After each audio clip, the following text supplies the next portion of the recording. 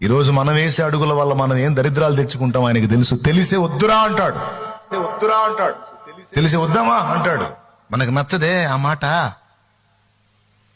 మనం చేసేవన్నిటికి సపోర్ట్ చేసి నువ్వు చేయదలుచుకున్నది చేయుము, నేను నిరంతరం నీకు తోడై ఉంటాను, నువ్వు ఎట్లనన్నా ఊరేగుము, నేను నిన్ను కాయుచూ ఉంటాను, నువ్వు ఎట్లనన్నా తగలబడుము, నేను నిరంతరం నీకు సహాయకుడిని అన్నానంటే మనకు హాయిగా ఉంటుంది. అట్టుండాలి దేవుని వాక్కంట.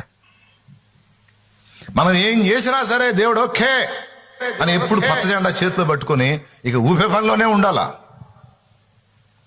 నువ్వు వాగులో దూకుతున్నా, ఒడ్డు కింద పడుతున్నా, నువ్వు ఏ గుంటలో దూకుతున్నా, ఏ గోతిలో పడుతున్నా సరే, ప్రభా పెద్ద గుంట చూసుకున్నా ప్రభు దూకాలనుకుంటున్నా అంటే పచ్చ జెండా పెద్ద జెండా తీసుకొని అటు తిప్పి ఇటు తిప్పి వెళ్ళిపోరా అనేటట్టుంటే అబ్బా ఇది దేవుని హక్కు, అబ్బా ఇది దేవుని కార్యం.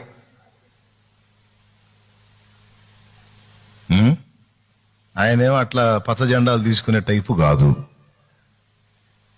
అవసరమైతే నువ్వే తీసుకుని ఆ పచ్చ జెండా నువ్వే ఒప్పుకొని నువ్వే పోయి దూకుసావురా అంటాడు. అంతకు మించి ఏం చేస్తాడు? ఏం అనుకోవాకుండా ఉన్న సంగతి ఉన్నట్టు చెప్తున్నాను నేను. దేవుణ్ణి ఎరగనోడు అంటే తీసేయండి. దేవుణ్ణి ఎరిగి నీకు మంచి ఆలోచనకర్త ఉండి కూడా నువ్వు సోది పనులు చేయటం, దరిద్రాలు తెచ్చుకోవటం, వద్దురా అంటే వినకుండా ఊరేగటం మంచిది కాదు కదా. దిద్దుకోవాలి కదా.